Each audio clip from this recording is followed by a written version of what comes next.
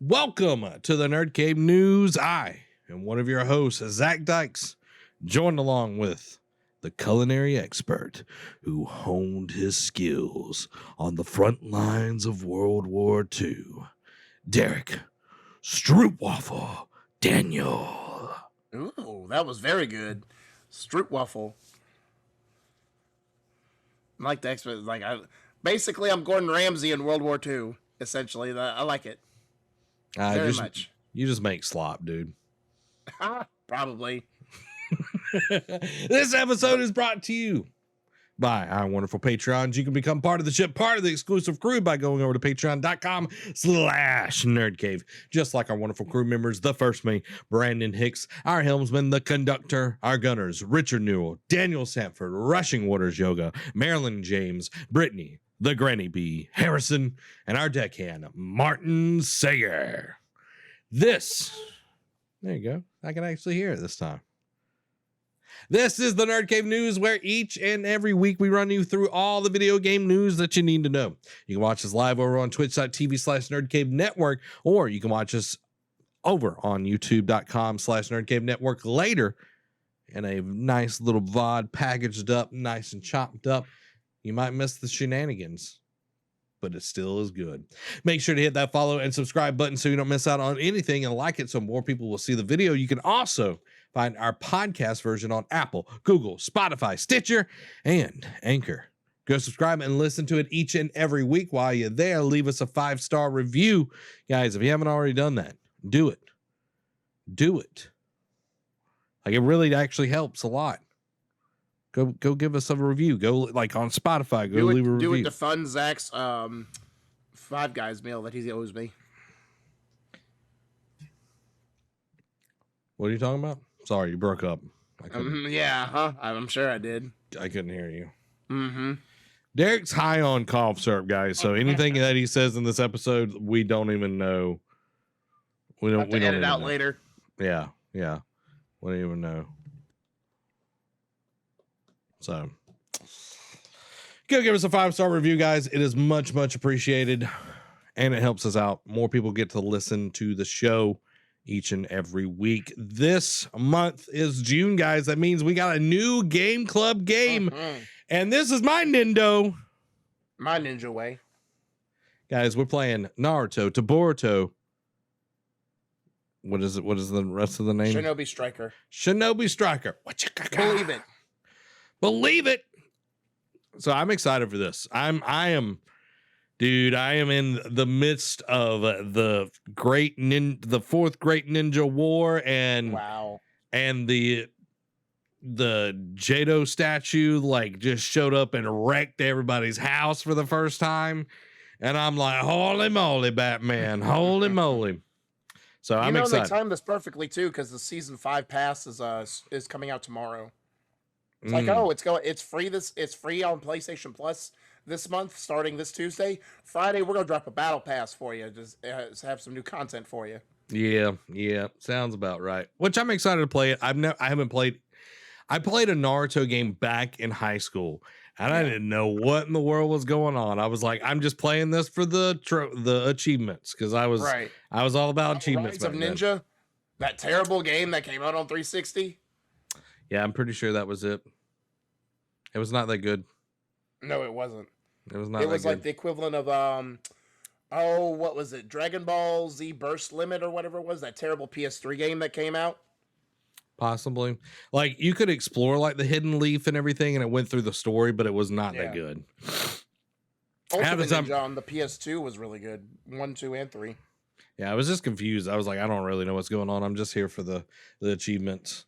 So I can have more achievement score than Trevor. But anyway, that's what we're playing, guys. We're playing Naruto to Boruto to Shinobi Striker. Come and join it. It's on PlayStation Plus right now for freeze. It's going to be great, guys. I'm looking forward. Now, you've downloaded it. You hadn't started playing it yet. I haven't downloaded it yet, which that'll be on my goal to do and everything. But guys, we want to hear about your experience. We're going to set up some times to play. We might even play on like a Tuesday night, like during the stream or something, along with other things. Because The whole point of this game is to play with people. That's why we picked it. So we want to play with y'all. So let us know. We don't want just to talk about the experiences. We want y'all to be in the experience this time. Believe it. Dan says, I can't download anything from the PlayStation Now. But it's from PS Plus. You got to download from Plus. Ah. As up until I think isn't it next week that they're changing over to the new tiers? So yeah. So you might want to check that, buddy. That might be the problem. I guess I went to Plus and didn't see it there either. Huh. It's there. Well, we might have to hop on a help line after the show and help you out on that. But guys, we're gonna jump into the show as it is, guys. We're talking about our May Game Club game, Lego Star Wars The Skywalker Saga. How this episode is going to be broke up, guys. We're going to talk about Lego Star Wars, and then we're going to jump into the juicy tidbits that Jeff Keighley, he served it up on a big old platter. Some of it was like juicy pork, and then other was kale. It was just dried up kale. And then others were like delectable chocolates with sea salt and caramel. And then others were salmon, nasty salmon, and then black beans. I was going to say mint chocolate. That's for you. I hate salmon. And then there was like a bowl of Twizzlers there. And it was like, God. Yeah. But then there was others where it was just like this juicy hamburger, just delectable, just like, you know, when you get done, you like lick. Sometimes it's so good you just like want to taste the residualness on the fingers. That's how some of it was. But then there was other parts like Jeff Keighley, like some of it just gets boring. It's just like, man, this is too long. Nothing will ever top the Schick Hydro Man bit they did at one of the game award things. So. I don't know, dude. The Rock had a bit in this one, and it was like, yeah. And he went off the rails, dude. It was like, what is going on here? Why? Like The Rock was like, and like he didn't say screw the Oscars like that Joseph Ferris from Hazelight, did he? Dude, like he went off like for a long time, just rambling and talking about like different things. And then like he was like, and I'm Black Adam. And then they showed a trailer for Black Adam. It was like the weirdest thing. It was like, he was like, and drink Zoa. And I was like, what is this? Like, I was like, what is this? Lord. Stop it, Dwayne. Stop it. Lord. I will arm wrestle you. I think he's going senile. I think it's about that time we put him out to pasture. Oh, man. It was crazy. It was crazy. It was some craziness up in there. I was like, that's surprising considering it's like he's having WWE withdrawals. He's like, I can't shoot promos hardly anymore, so I need to get all this talk energy out of my body.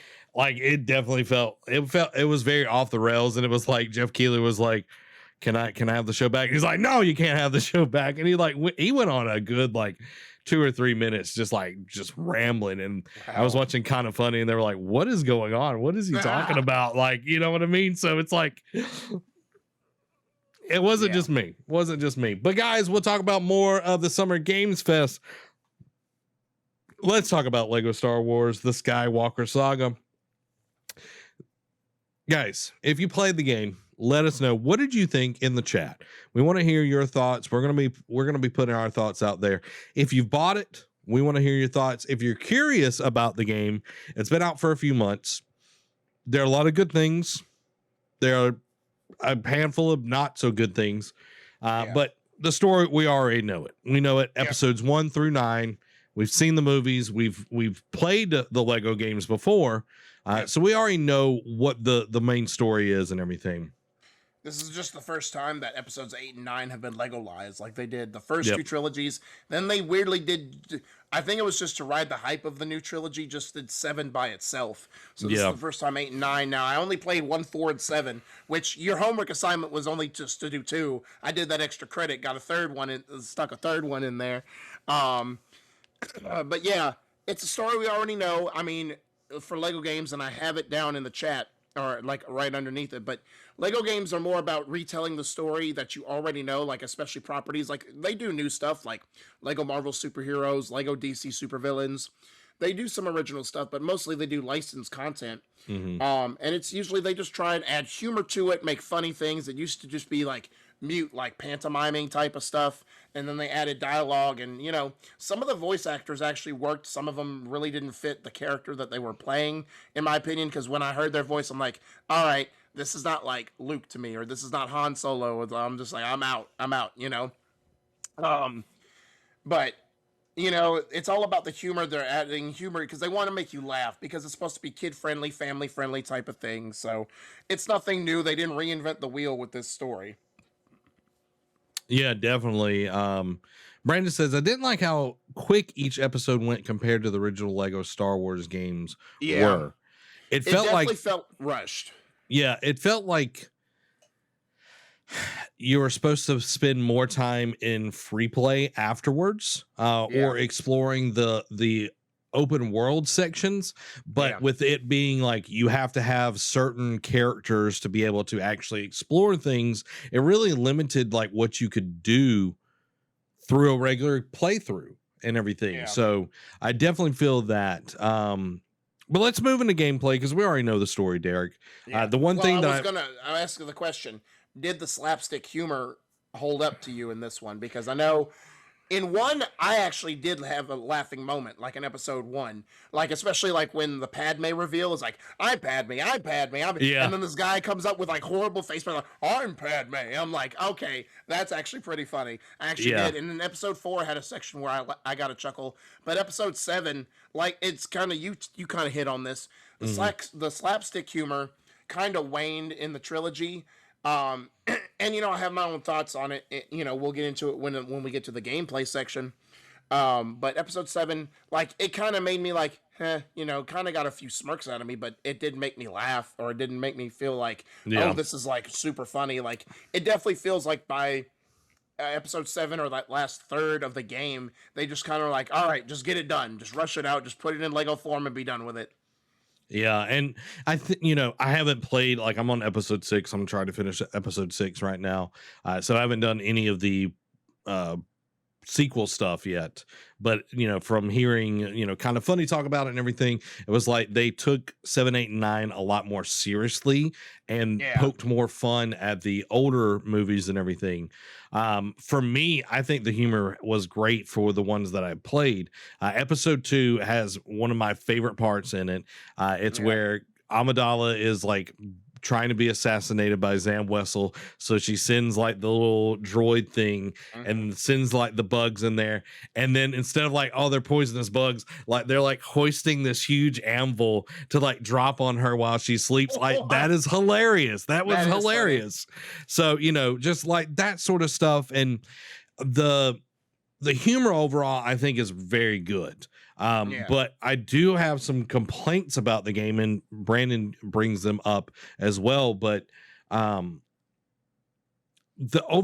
game is pretty solid, but I do think, if you've played the Lego games before, you're expecting a lot more depth here.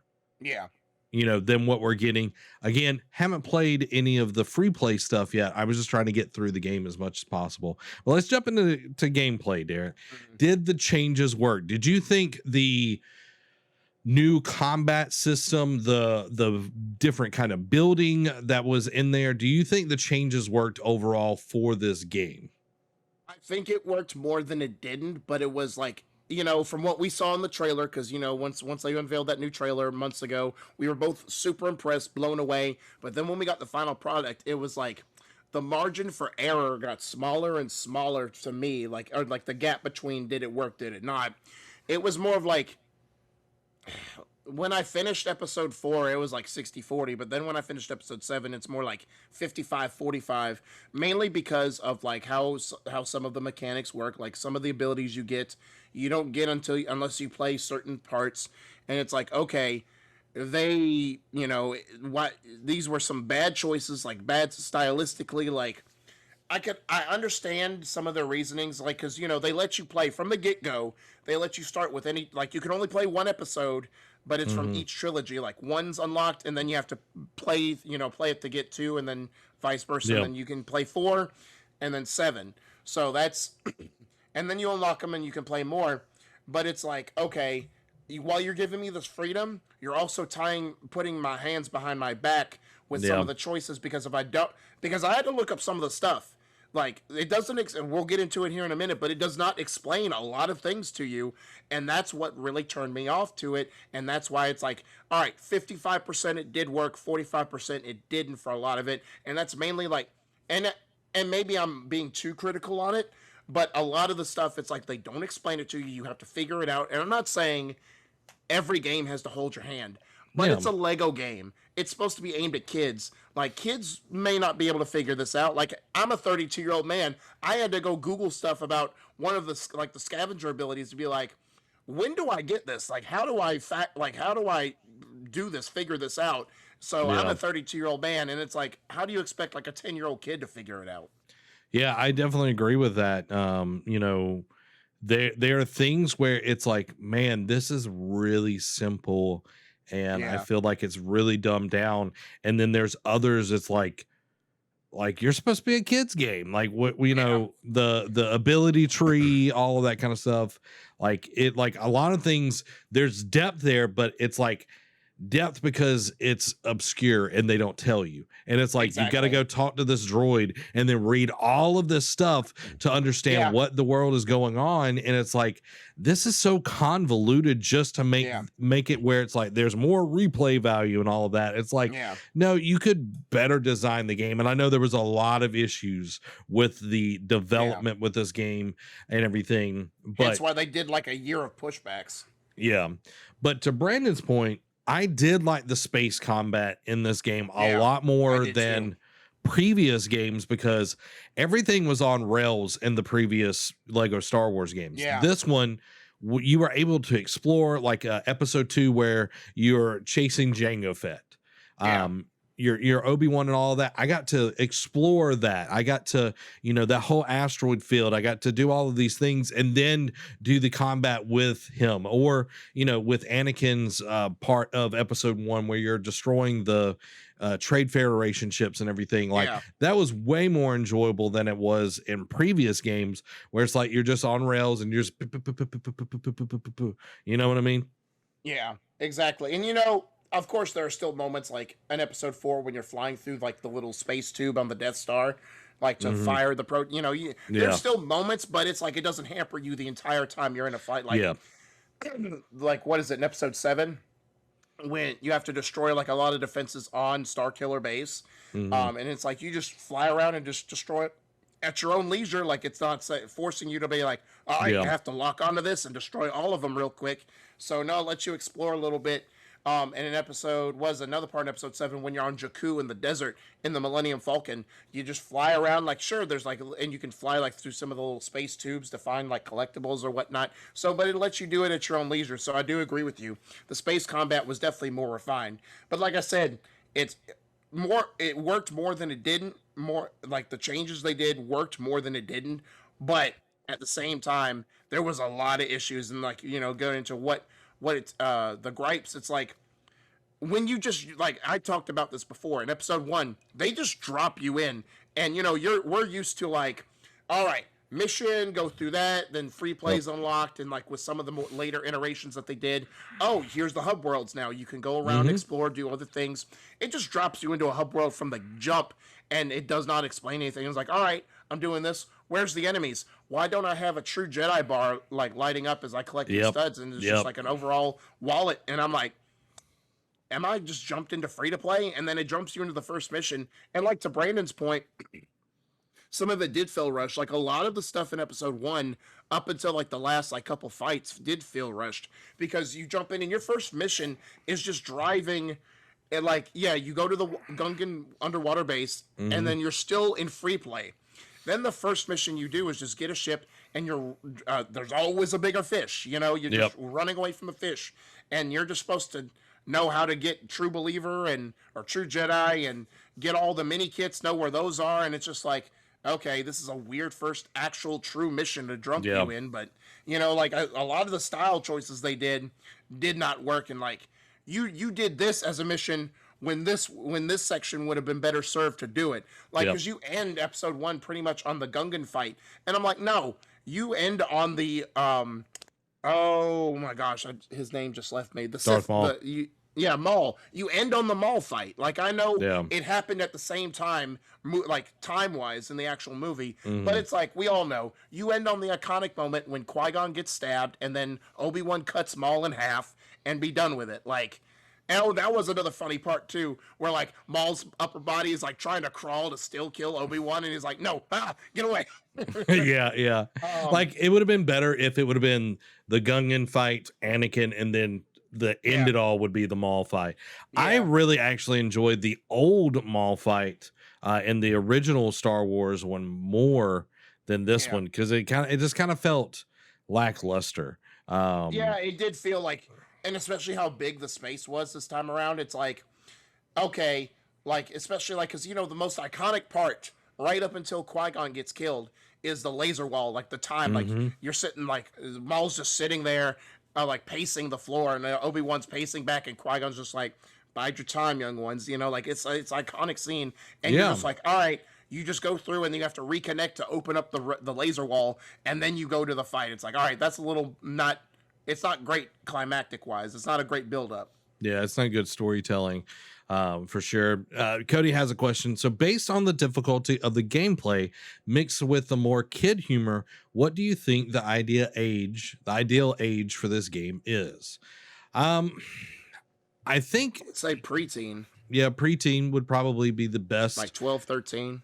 Yeah, because like there are moments where the gameplay gets more difficult. Yeah.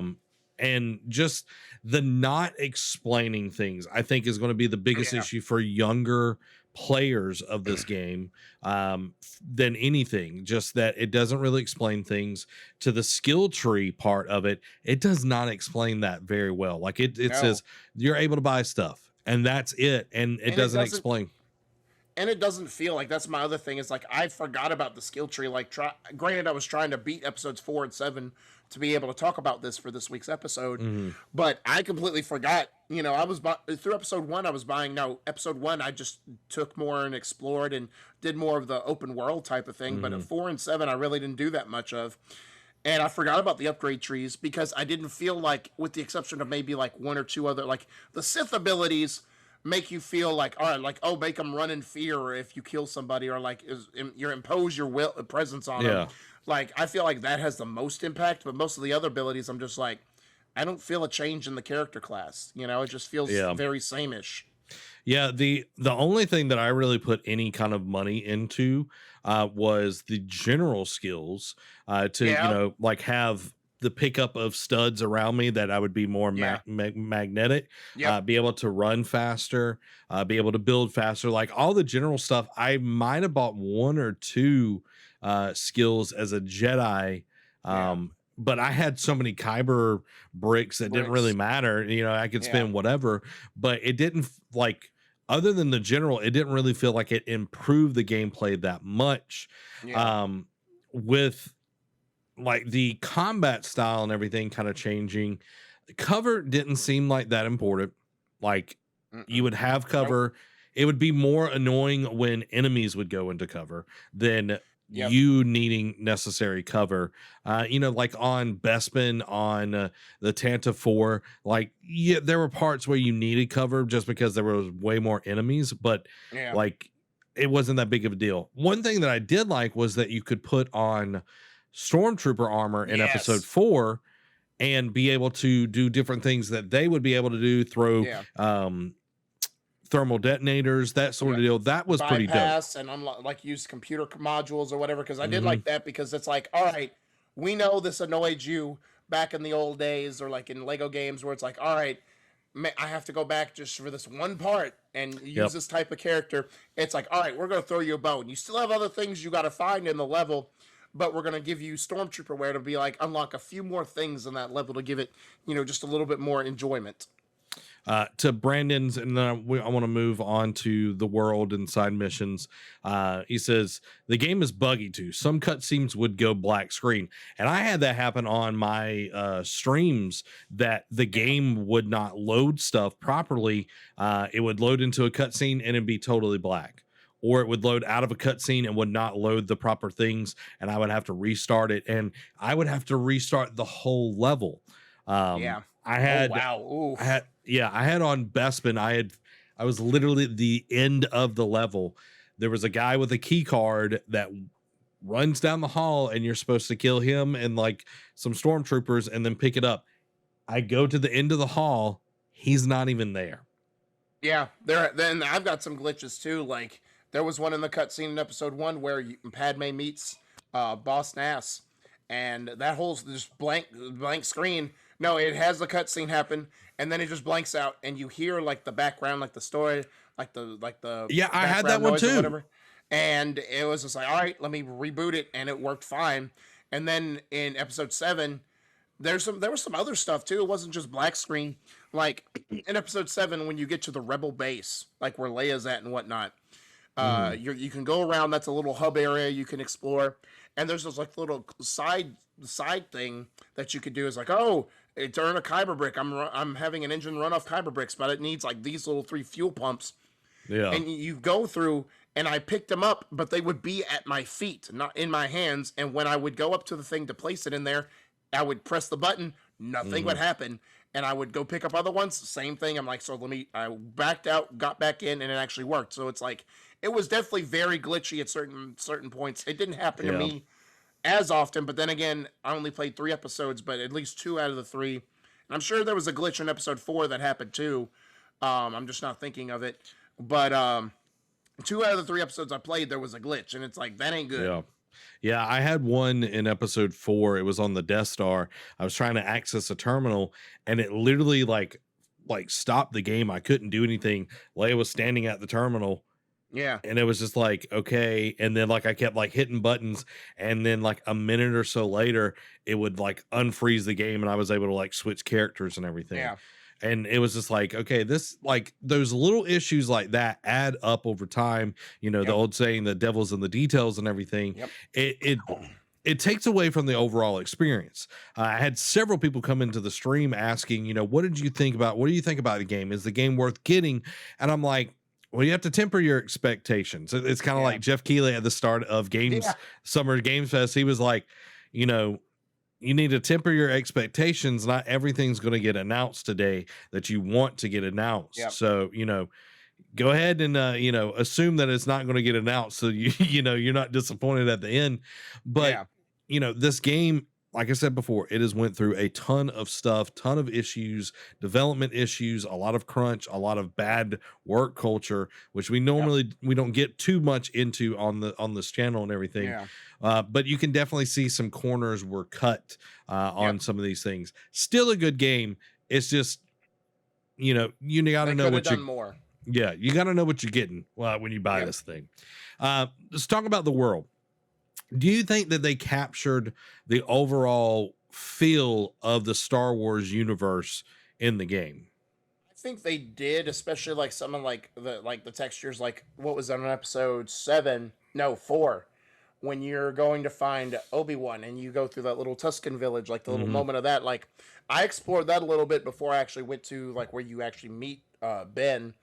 And it was so well rendered to me. Like the Tusken village looked like believable. Like I don't remember them actually stumbling upon a Tusken village in episode 4. I remember them running into a band of Tuskens in episode 4, but not necessarily a village. But it's neither here nor there. But I think it was beautifully well rendered in the world, and I think they captured each set piece moment really well. Each of it had a very distinct biome. Like, of course, you know, when you have so many desert planets, there's only so much sand you can render. But I think like Jakku on episode 7, like the destroyed Death Star, like the remains of that, I think, you know, were very well put in.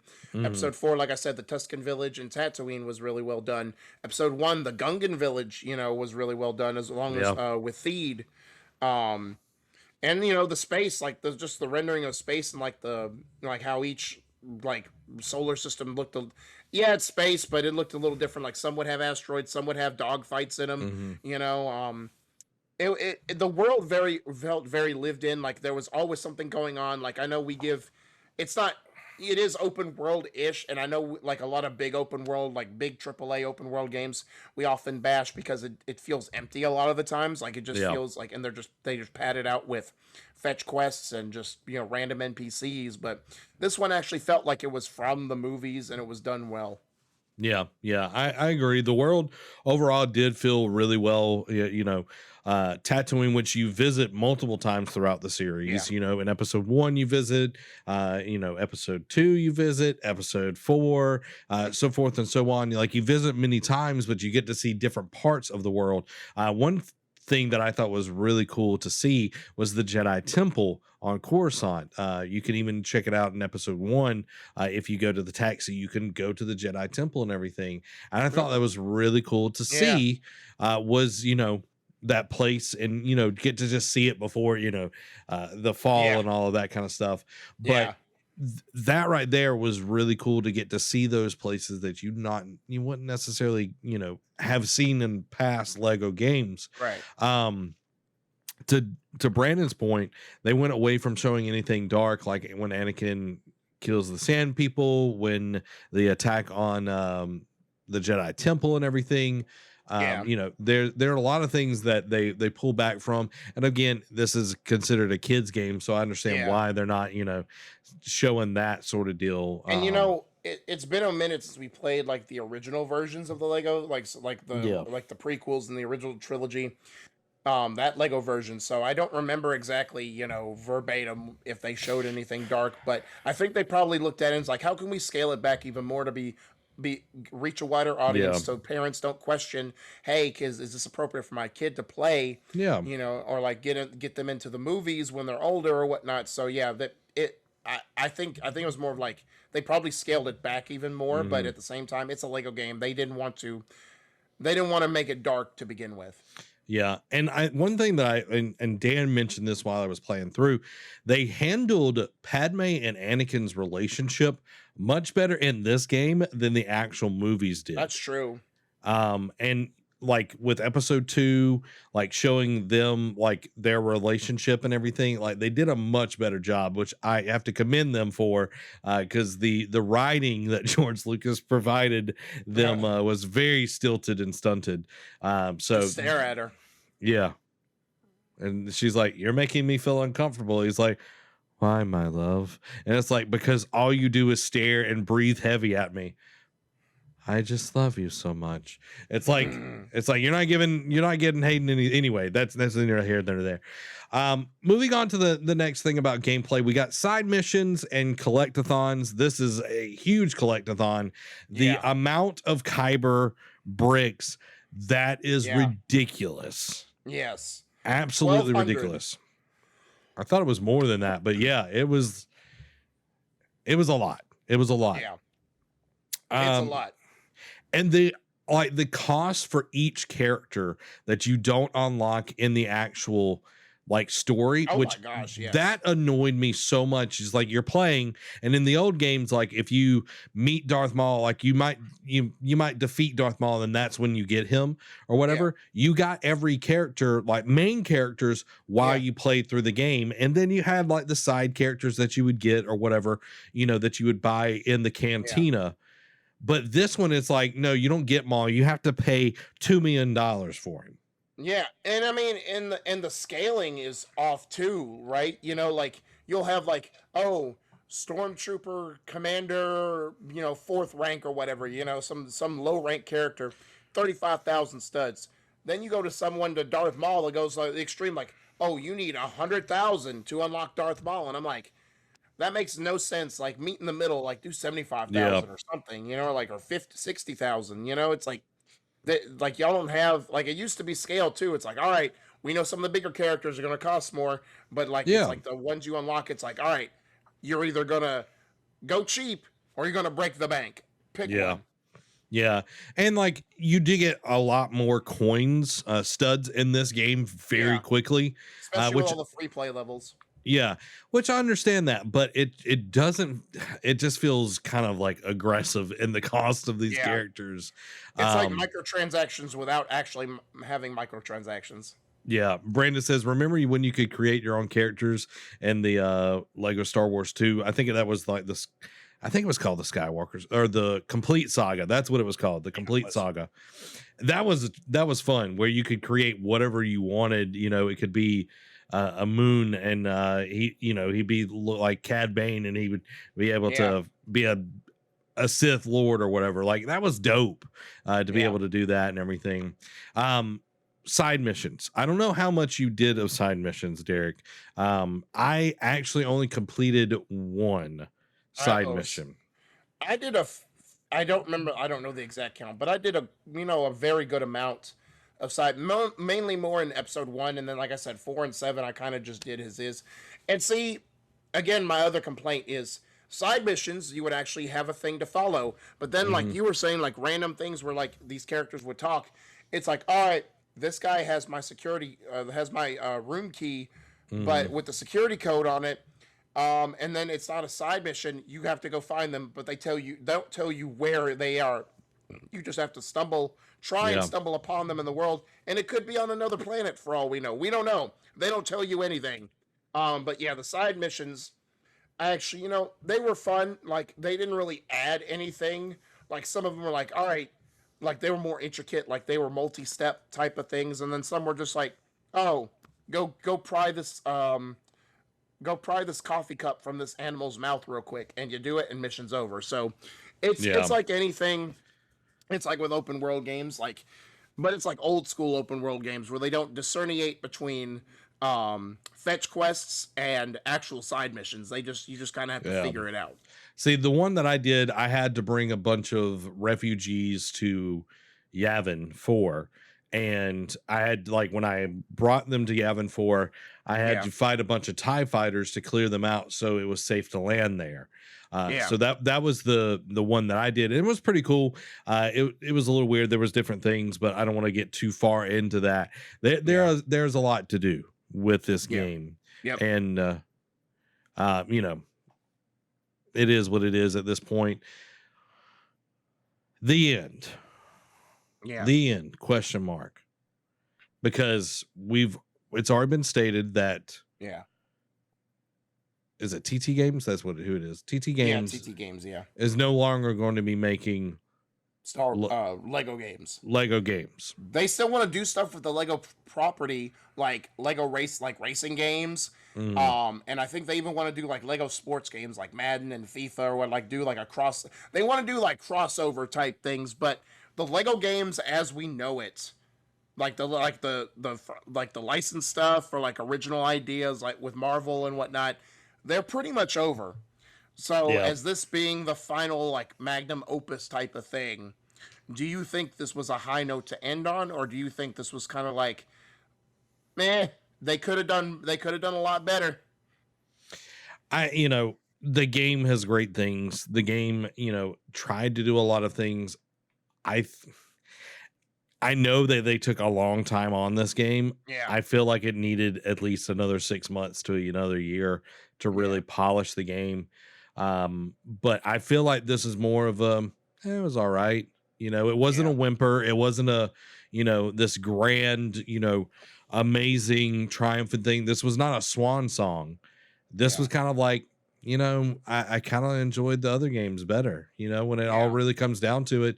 Like I think about how much time I put into the other Star Wars game. And even you, hmm, Derek, you were like, "Hey, I'm not really feeling it." Like the more yeah, I played, the more I enjoyed it, but it shouldn't take through all of episode 3, or all the way through the first 3 episodes for me to finally start enjoying a game yeah, more. And I think that's the biggest thing for yeah. me is like, it just took too long to really get rolling. Yeah, exactly. I agree with that 100%. And again, it's like this was not a magnum opus. This was like more of like a whimper. It was just like, Mhm. eh, here you go. Here's one final. It feels like, and I didn't watch the final season, but it felt like I heard enough to basically make my own opinion. The creators of Game of Thrones, right? They've definitely phoned in the final season. because they were offered the tantalizing view of like, hey, we want you to work on a Star Wars property. Like, we want to have you make your own movies. And they were so tantalized by the big budget money they were about to get to make Star Wars that they just rushed through Game of Thrones just to get it done and, wash their hands of it. It feels like they are so eager to move on with the Lego property and like begin this new venture of whatever they're trying to do with it and branch out more, that they're just like, just put it out, be done with it, and people, move on to the next thing. Yeah, I think they were ready to wash their hands of it. Disney pressuring them to get this out and everything. I'm sure WB was pressuring them too, be like, we need something on the fiscal year. Yeah, exactly. So, it's kind of a weird, kind of sour note to end on. It wasn't awful. It wasn't bad. Yeah. It's like a chord, in music where, the third is just a slightly flat. Yeah. Slightly flat. Everything else is in tune, but that third's just slightly flat. And it just doesn't really, you know what I mean? And see, it's kind of, I didn't play it either, but I heard Lego DC Supervillains was actually pretty good. That was the last one before this one came out. But up until then, like a lot of the Lego games had gone stale. It was sort of like the Telltale games, or like, the Supermassive games, like where it just felt more of the same. They weren't reinventing the wheel. They were just kind of putting out a by numbers sequel or a by numbers, iteration game. And so it's kind of like, you kind of almost like, you were hoping for the change with that trailer that we saw a while back. You were hoping for the best, but we got more of the same, in which it sounded good on paper, but then when the final product hit was put on the plate, it fell flat. It was like a hamburger without seasoning. Yeah. I think if they would have fixed the glitches and explained more of the new gameplay mechanics and the depth that is there in a concise way that their target audience, which is younger kids, would understand and be able to get into, we've played a ton of games, Derek. We've played games from AAA to indies. I think everybody that listens to the show, part of the show, we've played games of all types. Yep. And the ones that do well, like not over explaining, let you, figure out the mechanics to a degree. But hey, this is the mechanic that we've got in the game. This is what it does. Here are the buttons that do it. Go have fun. But this game didn't do that. It was like Star Wars. Yeah, and it's like with the scavenger abilities, right? Like I'm sitting here and like, all right, the net launcher. All right, where's that? Like, how do I glide? Like, what I was wondering how to do that. Literally, I still don't know how to do that. And then I had to Google it. It's like, oh, you have to play episode 7 in order to do that. And it's like, okay, I know it's all subjective. It is, but I'm just going to say from pretty much like most of the fan base, it's almost like they want to say, hey, just play one snippet of arguably the weakest trilogy in the entire franchise, 7 through 9. Play that, get it over with, and then you can have fun, because that was the only episode, that was the only thing you had to do to earn the rest of the abilities. The rest of it, you could play any of the episodes and get them. It was just episode 7 that locked the scavenger abilities, which is most of the traversal behind, this one episode. And it's just like, okay, get it over with. Just eat your broccoli without cheese, like no water, and, down it, and you're good to go. You can have your dessert then. And it's like, why should I have done this to begin with? Here's a Popeye's biscuit and you get nothing to drink. No drink. Hope you enjoy it. And that's the thing is like, okay, if you want me to enjoy 7, 8, 9, like I don't hate on 7, 8, 9 as much as I used to. Yeah. It's not the greatest thing in the world. It does have some strong story points that I don't necessarily like. I don't think that they go with the Star Wars that I like, but there's some good art in there. Like, episode 8 is not good at all, but the cinematography like is amazing in that movie. But I think people would have been much more enjoyable, like seeing this is more enjoyable if we would have had like Rogue One and like the Mandalorian as like levels than 7, 8, 9. But hey, it wouldn't have been the Skywalker saga. Yeah, it wouldn't have been the Skywalker saga without 789 because she's a Skywalker. But yeah, it's like, and like I said, I'm not gonna say it's the worst, but it's definitely the weakest trilogy out of all of them. Just to be fair, like, but yeah. Anyway, that's just another gripe I had. It's like, why are you forcing me to play this? Way down the line because I tried to play in order. I wanted to play the prequels, the original trilogy, and then the sequels. Mm-hmm. But yeah, as a final game, it definitely feels like a putter, and like it's just like, all right, you start up the car and it peters out. It's like, all right, we're gonna turn over. No, just kidding. Dan says, nah, she's just committing identity theft. Yeah. Well, guys, there is our Lego Star Wars The Skywalker Saga review. Is it worth getting? I'd get it on a sale. Yeah. I'd get it on the sale and play it when you feel froggy. You know what I mean? Yeah. It's not an awful Wait for game. That holiday sale when it goes half off. Yeah, exactly. But if you're really looking for good Star Wars quality game, go get the complete saga, the original ones. You're gonna enjoy it way more than this for sure, hands down. Now, Derek. There was a little thing called Summer Games Fest hosted by Jeff Keighley that happened Never today. heard of it or him. Yeah, you didn't watch it, so you wouldn't have heard. Do you think, okay, as we're pulling this up, do you think Jeff Keighley, a lot of people hate on Jeff Keighley. Which I don't understand. It's like Tom Brady. People hate on Tom Brady. You know what I mean? Because he's that good. You know what I mean? Yeah. Because he's just that good. Yeah. You know what I mean? Like, I'm not going to hate on the man. Like, he's friends with Hideo Kojima. He's brought. I thought you were talking about Tom Brady for a minute. I'm like, wait a minute, that's a weird flex, but we're on the same page. Yeah, we're on the same page. He's brought gaming like into a better place. Like he's without made it mainstream. Yeah, without Jeff Keighley, guess what? We wouldn't be getting anything right now because E3 is like, we're coming back in 2023. E3 is gonna be the NBA Live of the gaming world. I'm gonna just call it right now. Because didn't they say this last year? It's like, E3 will be back in 2022, and it didn't. Yeah. So, guys, we're gonna run you down the big stories. Yeah. Derek, I'm gonna toss them to you. I'm gonna be the arbiter of choice here. Okay. I'm going to be the arbiter of choice here. So first up, Derek, we've talked about this game several times on the show about the potential of what it's going to be. And it's actually a thing now. It's actually a thing. The Last of Us multiplayer game has a story and is as big as other Naughty Dog games. And we got a little teaser, a little image of it today, just a picture of it. And I'll try to show that. But we finally learned a little bit more about it. It's going to be coming in 2023. There will be a brand new cast of characters, and it looks like to take place at least partially in San Francisco. So, Derek, what are your thoughts? So it's interesting, right? Because that they're just at first blush, the title, The Last of Us multiplayer, right?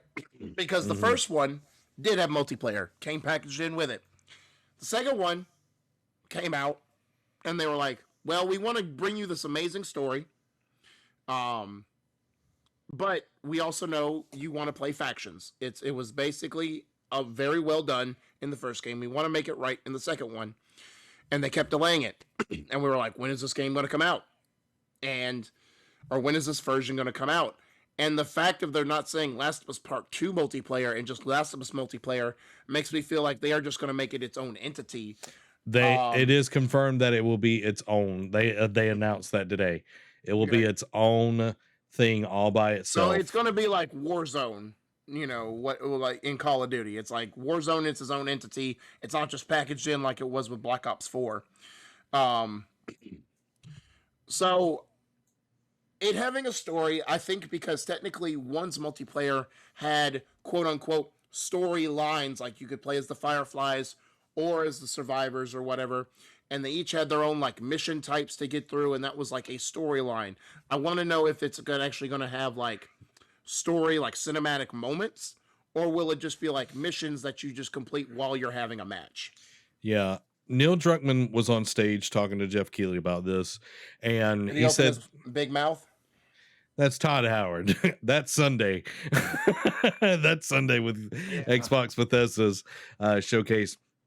But he was talking about this game that it will be as big as Last of Us 2. Like the game will Wow. be big or bigger than Last of Us 2. So not necessarily, he's like, not just like in scale, but like in story, it will Yeah. be very large. I don't know how they're going to do this though. Yeah. Because And make it the same impact in a multiplayer game like they do in a single player story. yeah, Because now, granted, I know because part 2 came out in 2020. It'll be about roughly almost 3 years by the time this next iteration comes out. So they'll have plenty of time to work in like cinematic moments and big story beats. But my biggest thing was like, will it still have the same emotional impact? Like, I know everyone has their opinions on how brutal 2 was. At the same point, Naughty Dog prides itself on making emotional story beats. So yeah, it's like, how can you incorporate that in a multiplayer centric game? yeah. Brandon has some thoughts here. It might be like Dying Light 2 or Destiny 2. I think Destiny did a pretty good job about, doing multiplayer and it being story based, because a lot of Yeah. multiplayer, it's not story based. Factions was really good, but the thing that gets me is like they said that Last of Us 2 will have multiplayer, and now that it's going to be its own thing. Yeah. Derek, do you think that this is free to play, or do you think that they tag on a $70 price tag onto this game? Oh, okay. That's a good one, because with what you just told me about what Neil Druckmann said, I am more inclined to think that they will attach a price tag on this because they want to they want they want to justify all the cinematic and like motion capture and all this like writing they want to do for this game. The other hand, they could just basically phone it in and be like, "You want to know how we can also make money back on this? Free to play microtransactions. Like, you get those faction boosts, guys." So, Yeah. or like Brandon points out, they could do both. They could charge $70 and basically include microtransactions too. Yeah. I would almost because the fact that it's coming next year doesn't hamper the fact of whether it's going to be free to play or not. The 2023 tag is just for them to finish out whatever motion capture and story beats they want to include in the game. So I am more leaning toward, because Sony, like, they want to have their hands in a lot of buckets here. Yeah. So they want to do the single player heavy story beat games. They want to do multiplayer centric games, but they also want to do live service games as well. I think this is this is the trilogy. This hits all 3 points. They want to make it cinematic, heavy, or they want to basically make it a story invested game. They want to make it multiplayer with factions, but they also could go free to play and do this live service where you have to pay if you want to get boosts or whatever. So I think they will hit all that trifecta, if you will, and it'll be free to play. I can definitely see that. Brandon says it's hard to predict games nowadays with how many letdowns and games with microtransactions. Yeah, it's kind of a roll of the dice, especially like you can look at the caliber of the developer and kind of tell more on that end. But there are still some stinkers that slip by. And it's sad because this was a hot topic like 5 years ago, microtransactions and how invasive they were. And now it's like with Fortnite and like the battle royales and Apex Legends, like, granted, they are good games. They keep inventing they keep adding to it, keep people coming back and investing in the game, and it's not pay to win mechanics in a lot of those. At the same time, it's almost like we as the gaming community, with the exception of a few of us, have gone numb to the fact of like, oh, microtransactions are in the game. Okay, cool. Yep. Still carrying that cross, buddy. I know. Still carry that cross. Murdoch says it's hard to buy right at release with anything. You better like it no matter what. Yep. Yeah. Yep. Especially if you go digital. 100%, because it's hard to get your money back. Oh, I know. It's like you almost have to sacrifice your future child to do that nowadays. And that might not even be enough. No, it won't be enough. But a little bit more Last of Us news. Last of Us Remake officially revealed, arriving in September for PlayStation 5. PC version is on the way. Now, this is a full remake. Like they redid everything in this game, and it looks gorgeous. I would like to see some comparison videos, which I'm sure we'll start seeing pop up on YouTube, where, you know, comparing to the original. Already has one. Okay, comparing to the original, to the remaster, to the remake and everything. But this is called Last of Us Part 1. It'll be coming out September 2nd. And it is not that far off. Yeah, it's not that far off. And apparently they're going to be putting in the new AI based on The Last of Us Part 2.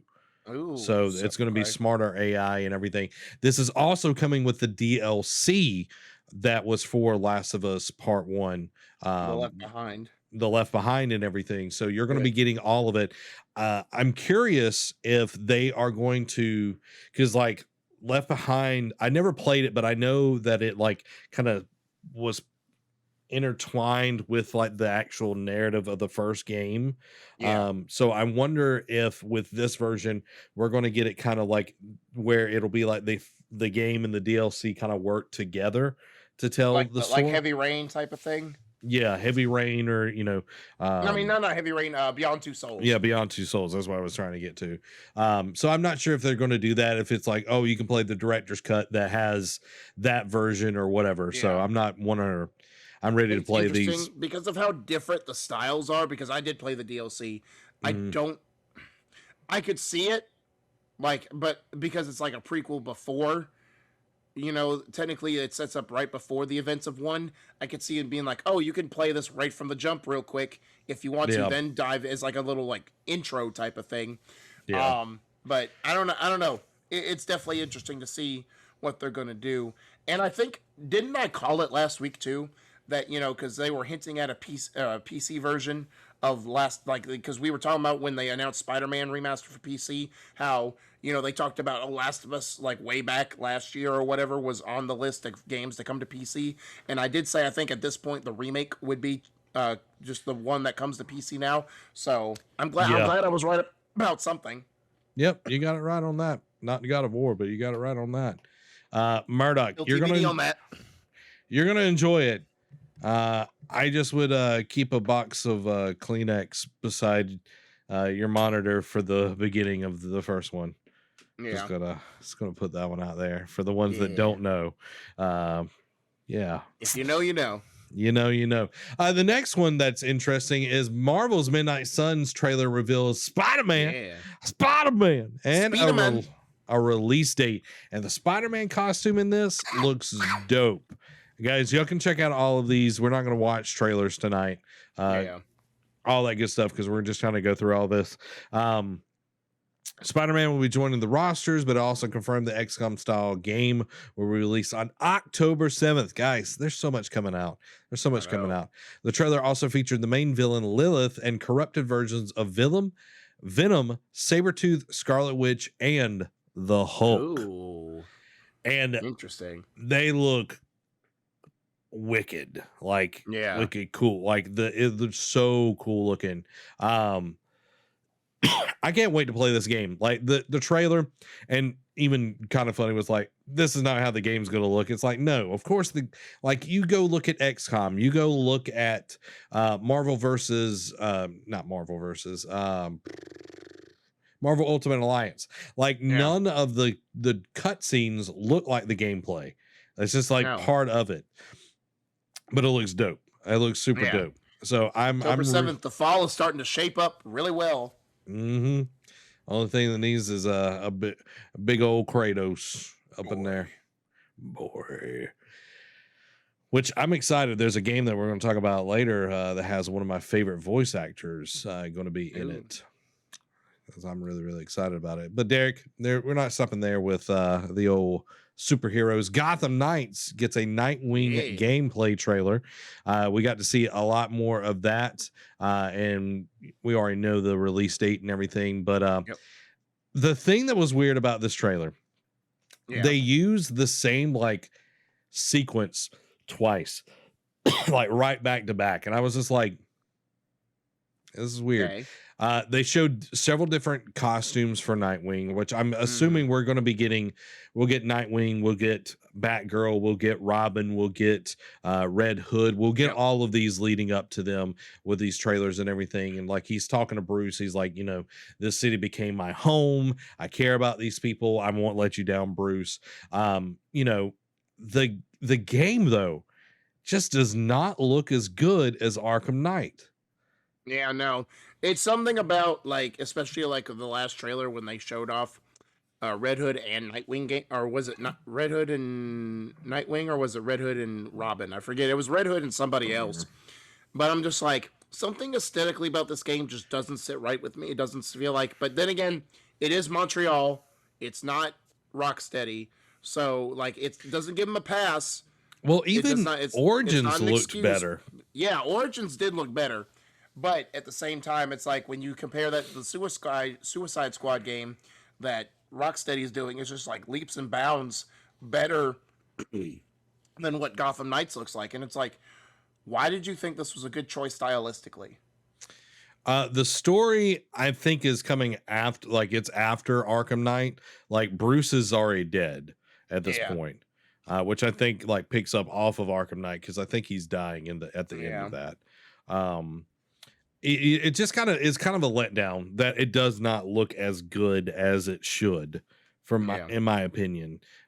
Because like I said, Origins on the 360 looks better than what this game looks like on the PS5, in my opinion. You know, but that's neither here nor there because we're going to keep this superhero train rolling, guys. Teenage Mutant Ninja Turtles Shredder's Revenge gets a release date, Casey Jones as a playable character, and a new 6-player mode. I know Murdoch's going to be going crazy in the chat here, but the official release date is June 16th, 2022, so not very far away. Not very far away. The news was revealed and all that good stuff. Casey Jones looks awesome. The 6-player mode, my gosh, it looks like utter chaos. Utter chaos, but it looks so much fun. Looks like so much fun. Murdoch already, can we please multiplayer this? I'm getting it whether it sucks or not. I don't think it will. I think this is going to be a pretty solid game. But yeah, I think it'll be solid too. Like, yeah, it doesn't, it may like not be like the new like coat of paint, you know, fresh coat of paint that people want, but it's still like retro games have done well. They've been making a comeback for a reason. So, and I think we've reported in the past, like over the last month and a half, that it's slowly been inching toward a June release. And the fact that it's literally next week is crazy. Yeah, there were several games, like smaller games, that are getting released next week. Like there were several during this. Yeah. So, but let's move on to something for the people that like difficult games. Cuphead, the delicious last course gameplay shows off Chalice in action, and the amount of stuff that is happening in this boss fight is always just crazy. It is even more than it was originally. Oh gosh. Like it is so intricate, so cool looking. Like this is not a game that I will play, but it looks really, really good. The long awaited Cuphead, the delicious last course is almost here, as it will be released June 30th. During the showcase, we were treated to a look at the gameplay, and y'all can check that out. And we've got a new character, Miss Chalice, and she's fighting like a refrigerator and all of that. It is really, really cool. Derek, would you ever play Cuphead? I've been, you know, when it was at its hype, like the apex of its hype level, I was tempted to play it. Never got around to it. Will I play it now? Probably not, because I hate frustrating games. Will I play it with somebody? Because, you know, they have co-op. Possibly. I might, you know, mess around with it, you know, try a level here or two, but I don't know. I don't think I'll ever get around to Cuphead. I got you. I got you. Would you play if I played it with you? I mean, yeah. I mean, we got Shinobi Striker this month, but yeah, somewhere down the future we could play Cuphead. I got you. I got you. Burnock says, waiting on this to go on a deep set discount before I play it. He said, I'll play co-op. I don't know if it's 3-player now, since it has 3 characters you can play, or if it's just co-op. Brandon says, Cuphead is all rage. Yeah. You know, one game that I was actually like kind of shocked to see today is this new game that actually was announced in 2017 called Witchfire, and it made its return today. And the gameplay was really, really interesting. It's a first-person shooter, and it kind of reminds me of it reminds me of Skyrim with guns. That's what it reminds me of. Very Far Cry 3 has entered the chat. yeah, exactly. It was just interesting because it definitely reminded me of Skyrim, but you had guns, and like you are like this priest that's like fighting back evil. It's like Doom, but like medieval. It's very interesting. Like you literally have like crosses on your bullets, like on the back of the bullets and everything. And like, so for like a boost, like he does like the little, you know, the thing you do, you know what I'm talking about? I don't know what it's called, but you know what I'm talking about. But yeah, it looked really dope. It looked really dope. I'm interested in this one. Now, Derek, there's a few people that I really enjoy their voice acting work. Yeah, it's like it's like what the Catholics do, you know, that thing. Nome de Padre. Yeah. But there are a few people, and there's one that we haven't heard a lot from, especially in bigger games. Yeah. But he used to say, "That a girl." Dutch. Fort Solace stars The Last of Us, Troy Baker, and Red Dead Redemption 2's Roger Clark has been confirmed. Fort Solace is a sci-fi thriller that stars The Last of Us, Troy Baker, and Red Dead Redemption's Roger Clark. It is interesting. It's not a game that I probably played, Derek. I'm gonna just put that. I'm gonna put that. I'm just glad to see Roger Clark getting another bigger game. Yeah. You know what I mean? Like that's what I'm excited for. That's all I wanted to say on that one. Yeah. That's fair. That's all I want to say. Boy. So there were a lot of other games, guys. Y'all can check out this one, all of these things. Now, one of these got everybody. There was a trailer, and it looked exactly like a trailer that we got a long time ago for Dead Island. Which one you're talking about. For Dead Island. And I was like, they are putting out the same trailer again that they did so many years ago. I was like angry. I was like, what the mess? What have they been doing? And then it started shifting because instead of a zombie attacking people, a goat came out of nowhere. So Goat Simulator 3 was announced with a Dead Island 2 parody trailer today, and it is absolutely hilarious. Yes, there's actually no Goat Simulator 2, by the way. They just skipped 2. Which even more plays into like the hilarity that Goat Simulator is. Yeah, exactly. So go check it out. It was hilarious. I can't wait to see what it is. Now, Derek, there was a Zach game up in here. Oh, okay. There was a Zach game because you know me. I like some indie games that has some storytelling that tugs at the heartstrings. Okay. High Water reveal trailer shows a world ravaged by effects of climate change And it is going to be an action adventure game that aims to let players explore a world ravaged by effects of climate change, all that good stuff. But you're in this boat and you're traveling around and you're gathering like friends. And I was just like, this is a Zach game. Like, I'm gonna just say it. Like, Right. you know what I mean? Like, every now and then I just need that little indie darling, and just, That could. yeah, that's all I need every now and then. That's all I need. That's all I need. You don't ask for much. Shuhei knows what I need. Yeah. There's some Genshin Impact stuff. There's some stuff that, blah, blah, blah. Y'all can check out all of this kind of stuff. There's like a Truman Show kind of thing, and that's really it. What? Okay, so I'll tell you about this one. This is the last one. Get your first look at the 2.5D indie side-scrolling adventure game called American Arcadia. And you can see it's like in this new world where everything is broadcast 24/7, and your character is trying to escape this place, and they are doing everything in their power to keep him there, and not break the illusion that they've developed and everything. But it is a very Truman Show type thing. And I'm curious to see more about the game. So yeah, pretty interesting. Pretty interesting. Now, we didn't cover everything, guys. We didn't cover everything because, as I've always stated, Derek, sometimes you got to search for it yourself. You know what I mean? It's like when you go into the pantry and you're hungry for something, and you search and you look, and then you don't find it. No, but you find it's like the last one. You know what I mean? You cherish that cookie a little bit more. Yeah. You hold it tight. Sure. You eat it. That's how knowledge is, guys. Because knowledge is power. There it is, guys. That's the episode.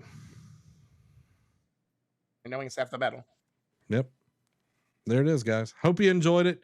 We'll be covering more gaming news next week. We'll be discussing the Xbox Bethesda conference because it's going to be happening Sunday. Yes.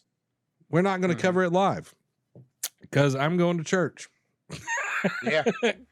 And besides which, by the Bethesda part, we'll probably have some stuff that we don't agree with. Yep, exactly. So we'll be covering it. We'll be cherry picking the stuff that we want to talk about, and we'll discuss it here live next week. Derek, I've enjoyed it. Enjoy it as always, man. Stroop Waffle Daniel. Always enjoyed it, my man. Guys, you can go and support us on patreon.com/nerdcave. You can go follow us over on twitch.tv/nerdcave network and YouTube. Same thing.